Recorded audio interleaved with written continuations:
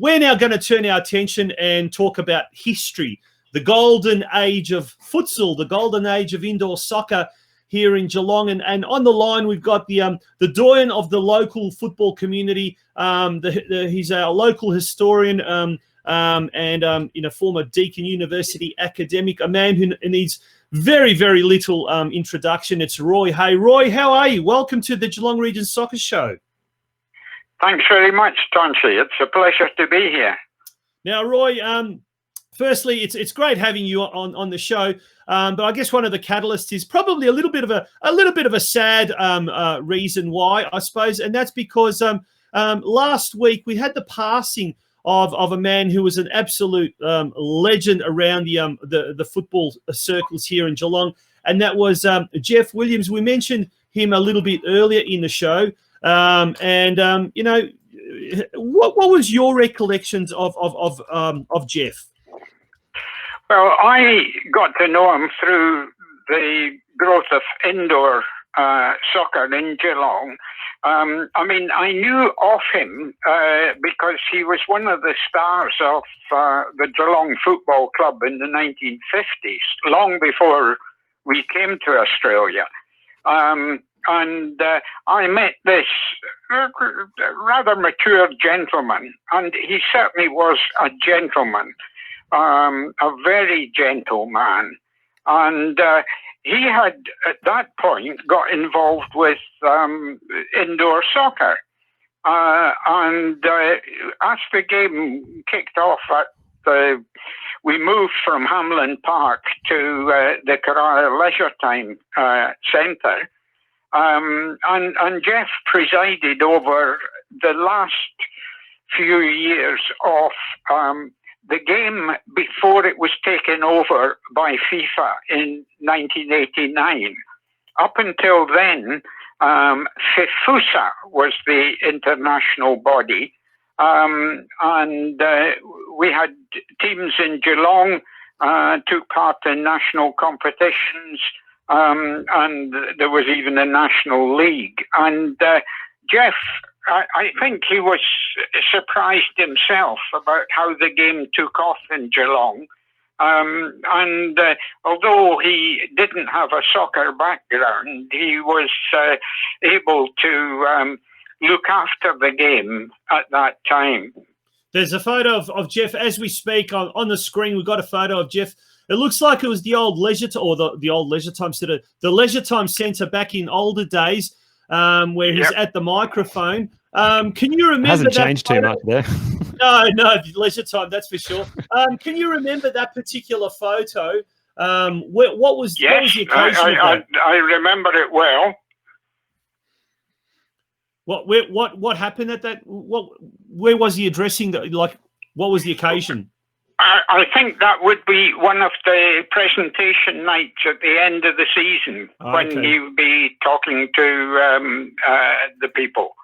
I have some other photographs which I think were taken at the same time of the teams lining up for presentation. And as you can see, there's quite a crowd in the background. I mean, in those days, particularly when our National League teams were playing, the Leisure Time Centre was packed and the atmosphere was absolutely brilliant. Well, we just got some footage of some old photos, and there's looks like a North Geelong team, and then this is a good one. I think it's there of Lucky and Teresi. We've got who else we've got? We've got Robbie Nogler with hair. George Domofsky next to him. We've got Peter Stojanovski next to Lucky and Teresi in the front, and there's a bearded chap there to the right of Robbie Nogler. Who's that fella? I haven't got that in front of me, so I can't say for certain who it is. Okay, not a problem. But we've got quite a few photos there. There's another one now we're just putting up on screen, which we had earlier on the show, or actually not on our show. It was on our Facebook page, and there's 10 strapping young gentlemen all crowded around the Australian Soccer Weekly. And we've got Jack Druzik, Steve Perrin, Steve Radojevic, Peter Vanjek in the background. He was an old science teacher of mine. There's Eddie Radojevic. Big shout out to Eddie Radojevic, who's provided some footage, rare footage of the Geelong CC Cats. And we'll talk about them a little bit later on, the Geelong CC Cats and how they played in the now defunct National Indoor Soccer League. But also got George Domovsky looking with a mullet there in a pink top. Right behind him is Steve McAuliffe, a young Steve McAuliffe, and then Dinko Ulyard to his right. And then in the front, Robbie Nogler, once again with hair. I'm sure Robbie will like that photo. And Peter Stojanovsky right next to him. So some very, very famous faces, that's for sure, having been included in the past. But no, incredible photos there. Mate, let's go back to now talking about the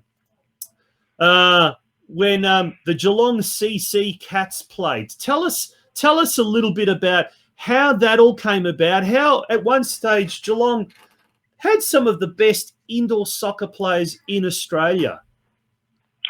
We did. I mean, the game began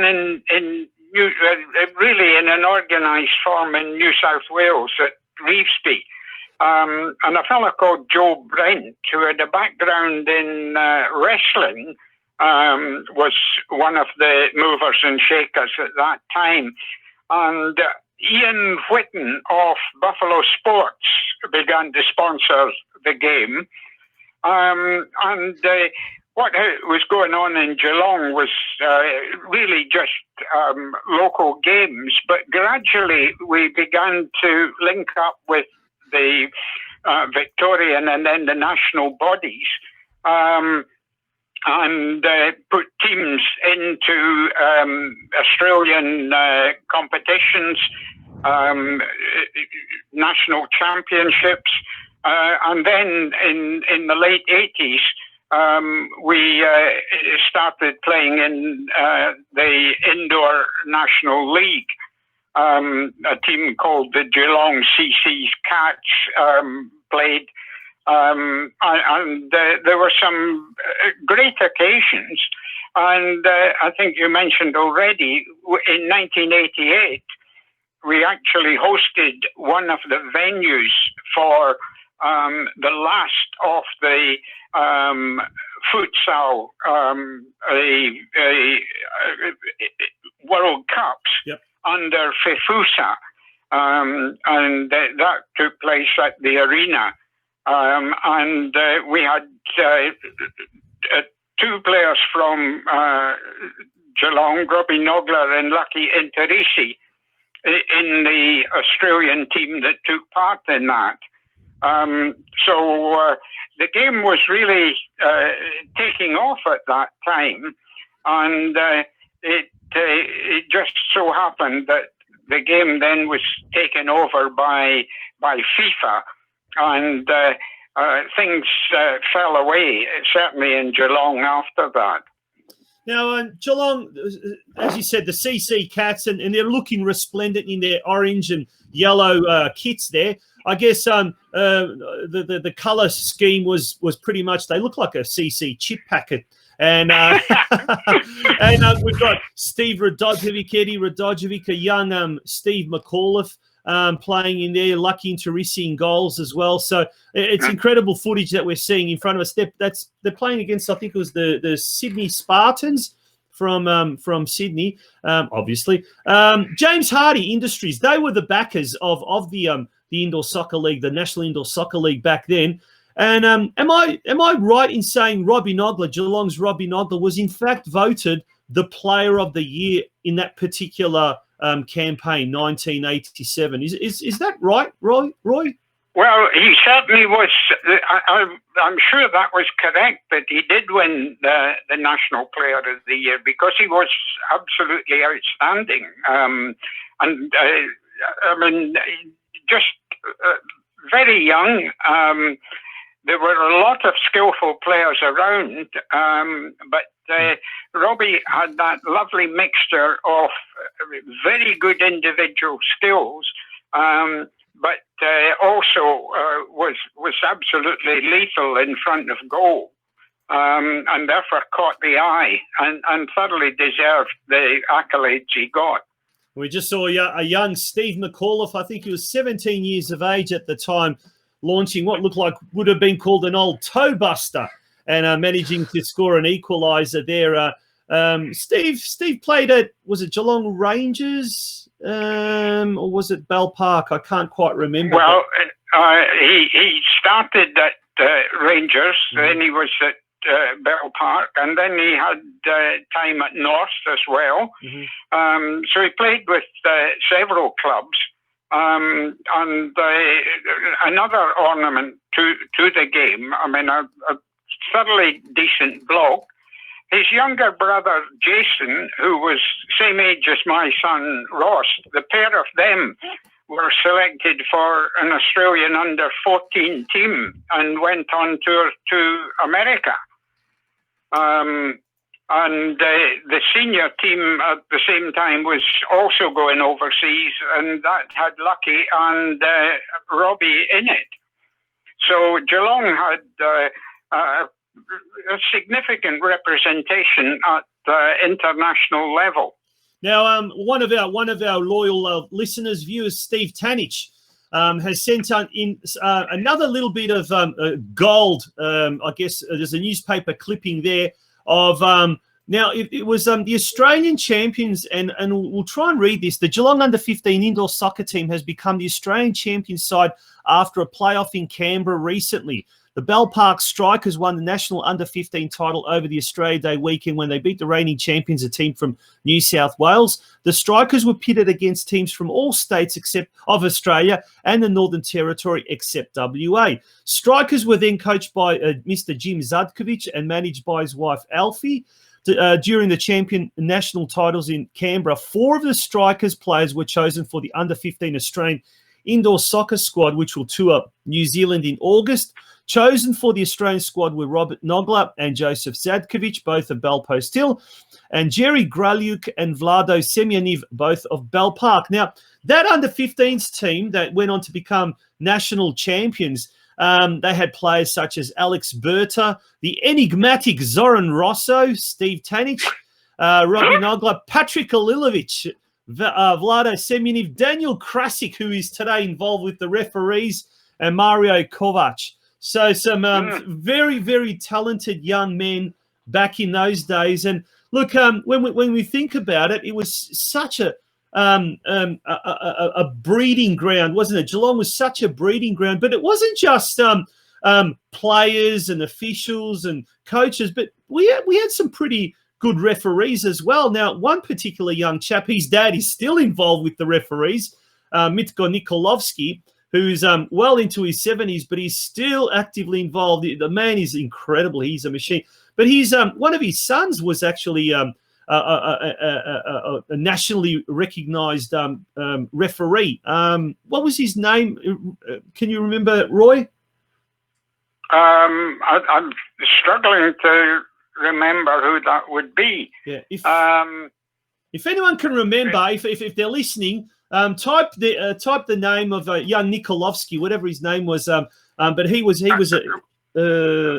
Ace. Was it Ace by any chance or something like that? Archie. Archie, yes, you've got it. That's right. Yeah. There you go. Saved everyone the hassle. But so we were obviously being well recognised at all levels, both at a state level and a national level. What eventually ended up?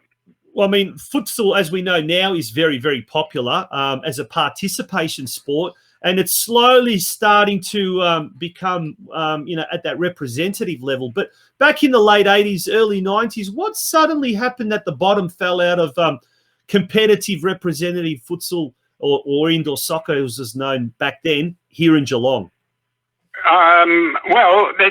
The game continued. A lot of the juniors moved to the Barwon Valley Activity Centre. And then something we were talking about earlier, there were other attempts to get indoor soccer going in Geelong. And for various reasons. Sometimes it was a lack of a venue. Sometimes an attempt at improving the image of the game backfired. When Jakobanovic, who had set up an indoor centre in Bell Park, and it was going well, and he asked, I think, probably the Geelong News or the Echo to do a propaganda piece for him on the indoor centre. Mm-hmm. And because the young and really unaware reporter who went out used some language which was not regarded as appropriate by the Croatian community, that episode really fell apart, and that took a lot of the heart out of the game when that occurred. It's a shame. It's a shame. But slowly, as we said, in recent years, we're seeing, certainly from a participation level, futsal is starting to gain more and more popularity. And I guess with things like the synthetic pitch at Leisure Time Centre, allowing modified sport to continue in a social sort of a setting, one can only think that certainly football or modified football here in Geelong is once again going to relive the glory days of yesteryear. But back to Geoff Williams, Roy. How long was he involved in the Geelong Indoor Soccer Association, and who were some of the other people that were involved in the organisation back then alongside Geoff? Fred Nogler, Robbie's dad, was a pillar of the game. He knew soccer very well himself. I mean, there's a lovely story about Fred arriving in Geelong from Germany, and looking like many migrants, almost as soon as he arrived, looking for a game of soccer. And he finished up playing for the old Croatia club. And in his first game, he couldn't understand his teammates, but he could understand the opposition because they were the Germans from Carlisle. So he only played, I think, one game for North and then moved to Carlisle. But obviously, he was supporting Robbie and Rick, his sons. But he took on a role as, if you like, the person who knew the game better, and hence complemented Geoff Williams' other skills, whereas the pair of them in double harness were really very effective. And the other thing we should say, Tonci, is there was a very strong women's competition as well at the Leisure Time Centre. And the game flourished as a game for both men and women. And it really was a pity that we weren't able to sustain the very top level that we reached in the late 1980s. Now that's really interesting you say that, because and it's I think Mike McKinstry, the GRFC chairperson, just before you, did mention how soccer in Geelong, it's not just about this sport, and it's not the clubs themselves are very, very much a social element, and we've seen so many. Absolutely, yeah. I mean, the Nogglers, for example, and that's an interesting one. That story there of Fred playing one game at North Geelong, and now you go back several decades later, and his grandson Jamie is now a staple at North Geelong in the senior team. So it's sort of like the Nogler family's come full circle. It's amazing. And that's just Yeah, and I mean, you know this yourself, Tonci. I mean, the game is a game of families. You know, the number of families around here that have produced generations of players from all the communities. I mean, in some cases, take the Dedelitzas and Radojeviches. I mean, they've fielded several generations from the 1950s to the present day, and their great-grandchildren are now, you know, the future of the game in this part of the world. Similarly, with many of the Macedonian families and other groups as well.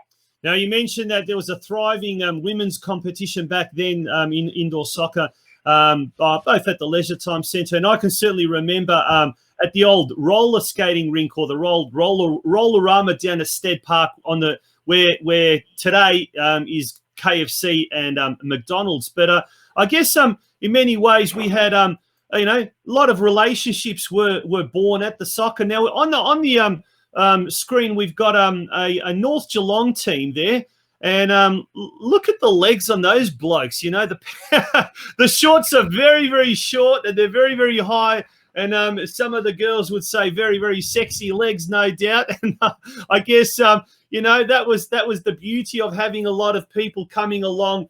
You know, and all jokes aside, lots of relationships were born because of soccer. Well, think of two that come to mind straight away: Neil and Joe Plummer. Ah, there we go. We're going to have to tell us that story. But in the meantime, for people who are really interested in finding more about the history of football in Australia, and including a lot of history, I'm holding up a book of yours, Roy, which you co-wrote with Bill Murray, A History of Football in Australia, available at all good bookstores. And where else can you get that online? You can probably get that at on Amazon Books or something like that, I'm sure. Yes, it's still, the ebook version is still available from Hardie Grant, and it'll be available through Amazon and Book Depository and the other places. Unfortunately, the hard copy is now no longer available. I have thought that, and hoping to turn the thought into reality, Bill and I will try and add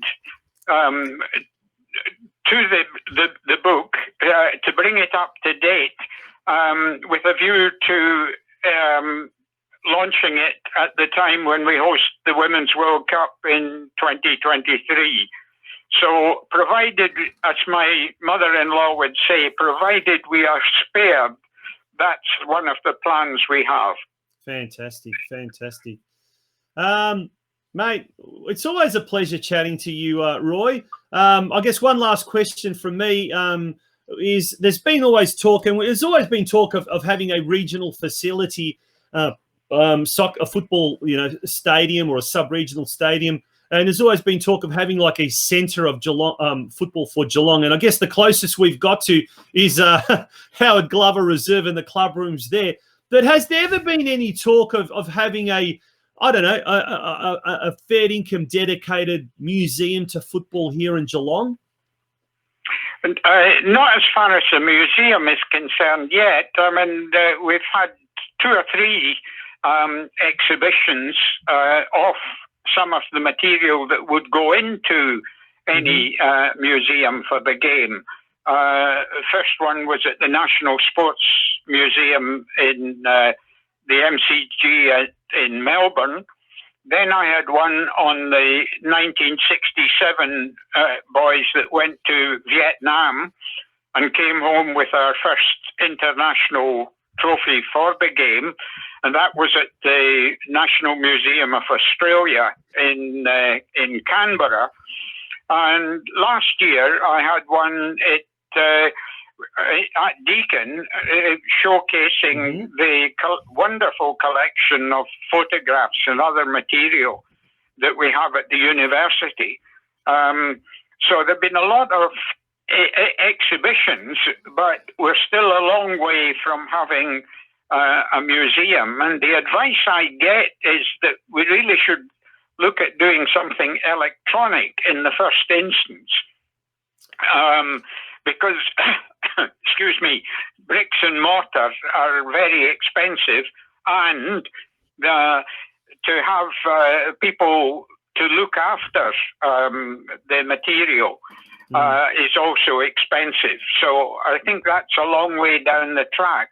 I know that FFA is certainly interested, and at one point I thought that FFV would take over the exhibition that we had at Deakin and put it in their headquarters in Melbourne. But that hasn't come about so far. I don't know whether it's likely to do so now. But anyway, that particular exhibition was designed so that it could be moved and shown elsewhere. So I've still got the hope that it might happen again.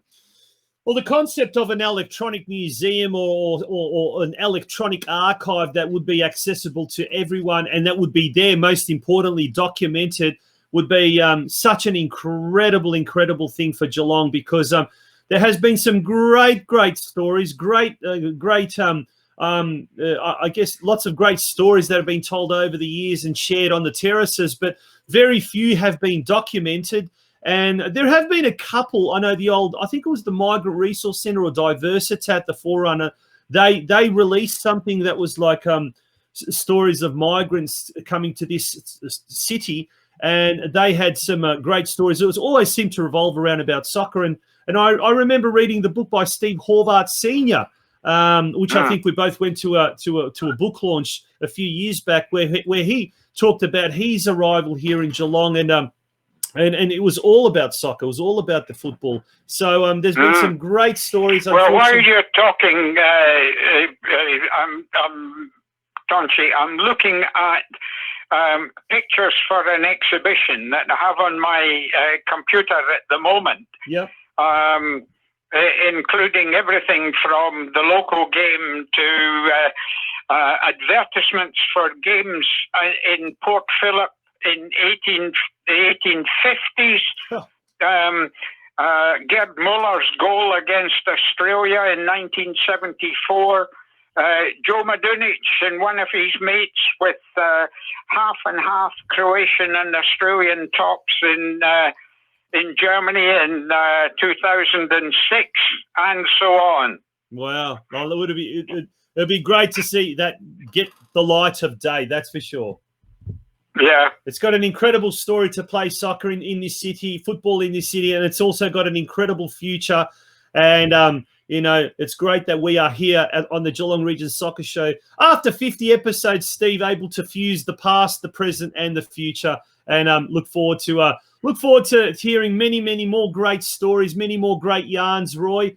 And certainly the idea of an electronic museum or an online archive is, for me, just absolutely tantalizing at the prospect.